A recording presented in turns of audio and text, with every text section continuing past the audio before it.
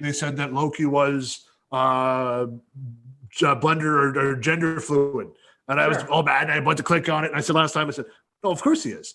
Yeah. They said he was bisexual. Yeah. He says this is the big revelation in this episode is they have a conversation where they're starting. It's interesting. It's a very exposition heavy episode. And they start getting into like the variations in their lifestyle. And they start talking about, you're a Loki, I'm a Loki. Although she specifies, don't call me Loki. I don't like that. And then you probably got some girls back home, or maybe some princesses or princes. And he's like, yeah, a little of both, actually, a little of both.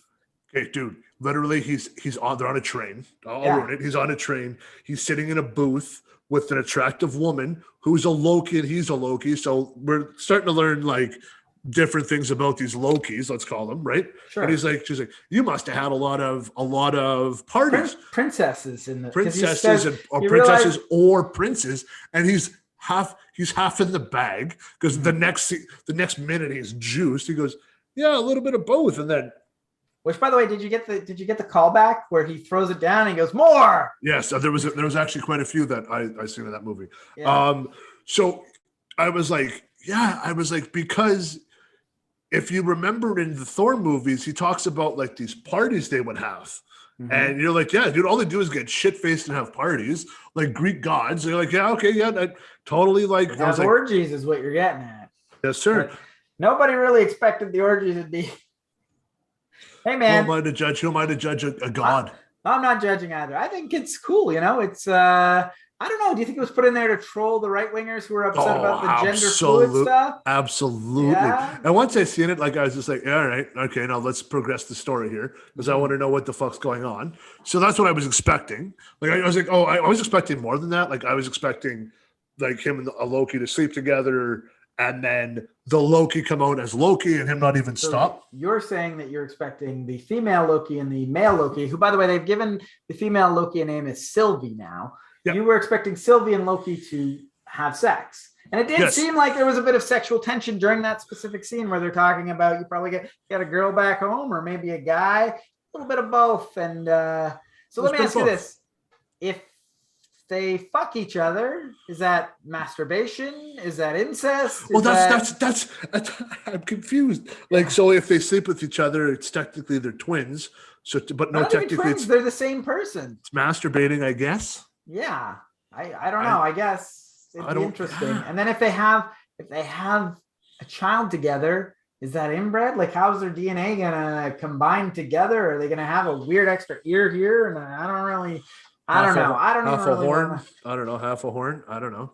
I don't even really want to think about it. I do want to say, though, circle back to this is I thought it was interesting writing. One of the few things on this episode, because I do have to say that some of the writing I was a little bit unhappy with, but that specific thing I thought was good writing because we're getting into nature versus nurture here. They're two of the same people, but they're revealing, did you know your mother? I didn't know my mother. Did you know you were adopted? And she does a clever thing where she says, oh, I knew my mother. And she's like, did you really? Because she knew he was adopted before seeing if he knew he was adopted and whatever. So we've established they have different pasts. But then she says, well, do you have a girl or a guy back home? Because she bisexual herself and he is bisexual. So there are things that are different about their past, but there are personality traits that they have in common. So what Marvel needs to learn is in that one scene within 5 feet of each other, sitting around a table, sitting around a booth, they had some of the best dialogue I've seen out of the Marvel universe. And it's exactly what you said was they knew, but they didn't know. So they were kind of playing on each other because you knew they're both Lokis. I thought that scene was amazing. Getting to it was a little bit dodgy. And then after it, I'm like, come on. God damn, we got to move this story along. Like, is this gonna be a 40 episode season? Well, we got to start moving shit along here. I will answer your question. There is only 6 episodes in this season, so we're halfway through already. With that said, I found it was a very exposition heavy episode. A lot of explaining things. Like, we know the TVA are now all variants of they're all variants who were forced to sort of work there. And they don't know that they're variants. They don't know that they're variants. These were all just sort of exposition that was put in throughout the episode that had nothing to do with the episode. It was just let's do something cool while we talk about things that we need to catch the audience up on in this episode. That's how I felt this episode was. There was, you said the dialogue was really good in that one specific scene. I'm going to say some of the dialogue was not great. I was really annoyed every time the Sylvie character, she goes, "Don't call me Loki. My name's not Loki. I'm not a Loki. I hate that you call me Loki." It just was like, come on. Okay. Like it was a little cringy, I found. No, I'm with you. Yeah, I'm with you 100%. There were certain things that I enjoyed about Loki's character before, like when he turned into the guard that was carrying him onto the train and didn't have the ticket. So he said, "Let me do this." And she's like, "That's not going to work." I'm like, "But it always has before." But what I really appreciated was them kind of walking it through, like you said, like explaining things before. As I even told you before, like if they go one more different way on this, like you're going to lose so many people. Mm-hmm. I think they were like, "Yeah, we gotta have an episode to explain." Well, it's interesting you should say that, because I did want to point out that this is getting into some waters that I really enjoy, because to me, this show is like almost a fucking reboot of a show that I used to watch as a kid that I love. It's like a remake of Sliders. I know. It is, but it is like, it's absolutely a remake of Sliders. They got their little remote. It opens up a portal to a parallel universe that is somehow different. And there's going to be certain staples in every episode. I mean, if they did 100 episodes like this, they'd come into a situation, the world's about to end, they got to save it. This is what Sliders was. They didn't have that plot device that the world was going to end in every episode that they built into this. But they always had some big problem that the Sliders characters had to fix. They'd slide into a parallel universe, and it was a parallel universe, the exact same thing here. In this, they have the built-in thing that it's an apocalypse every time, and their little doohickey doesn't work. They can't get their doohickey to work. That's like straight out of Sliders. Oh, it doesn't work. We're here until we can sort this out. Die of the thing that's the comet that's coming towards the earth or whatever. And it's a Sliders remake, right? Like it's Sliders. It's Loki in a Sliders episode. Wow. So I forgot you were that much of a geek about Sliders. Yeah, I was a big fan of Sliders. Wow. Yeah, no, dude, that's exactly what it is. Yeah. So you know what? I'm no longer going to watch Loki. You've sold me. I'm going to go back and watch Sliders. There you go. What's the sense now? I've already seen it. I will say though, I think I love Sliders. Was better?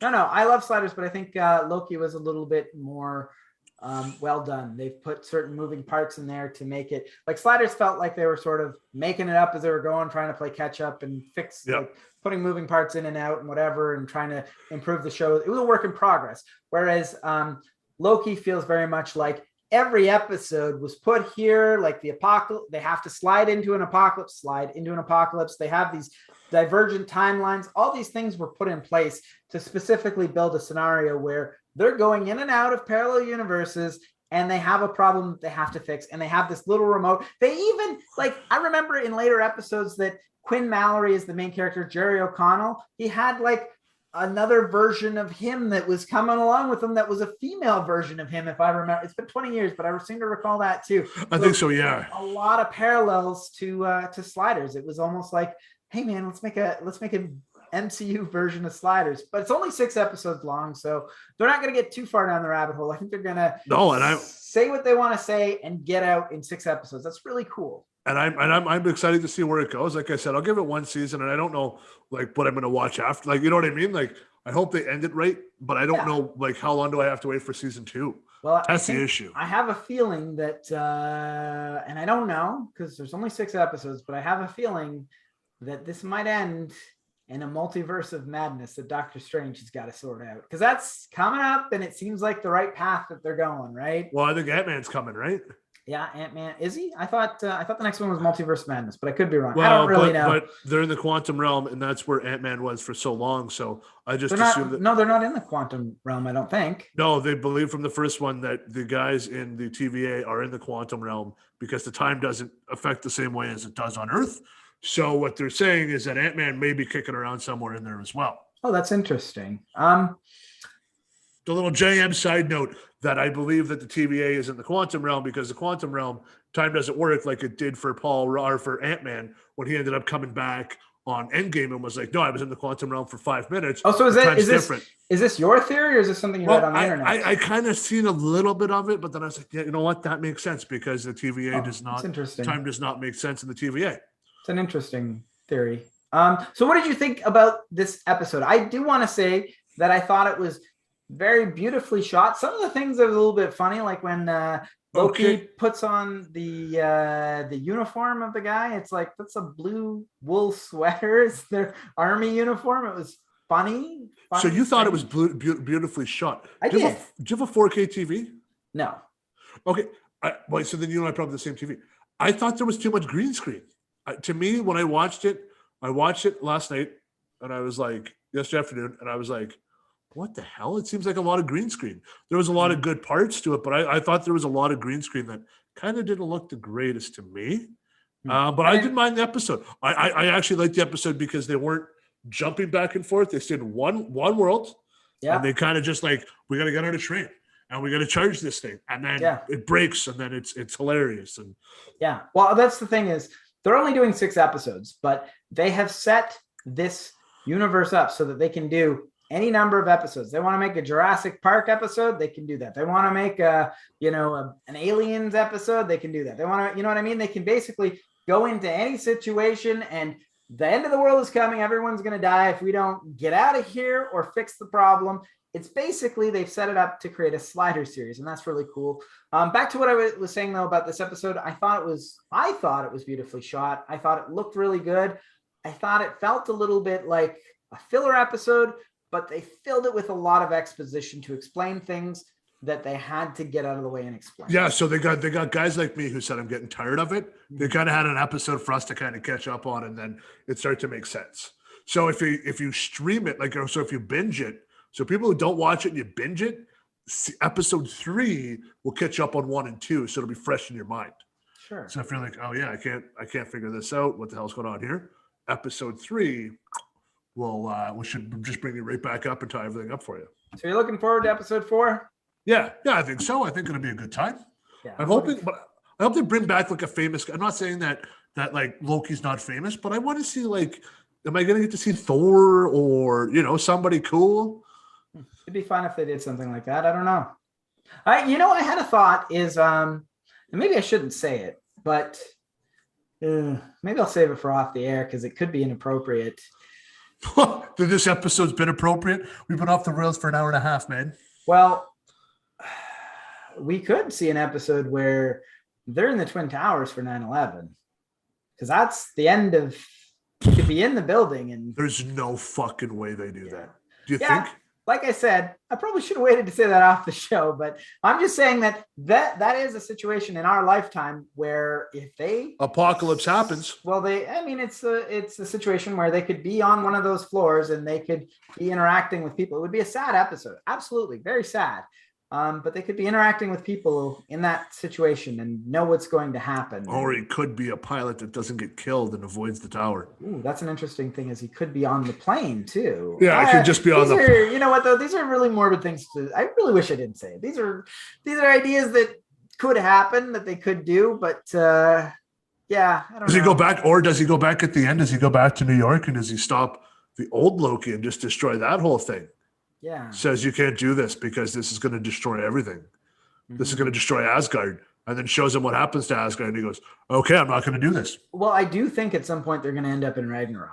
I do think that is absolutely where this is going. Ragnarok for sure. I think. Or he goes and kills his sister. I don't know. Maybe. I just think that Ragnarok is probably where this is going to end up towards the end of the series. His apocalypse is the one that's coming. But with that said, that's all I got for Loki. You got anything else? Nothing else, my friend. That is it for me.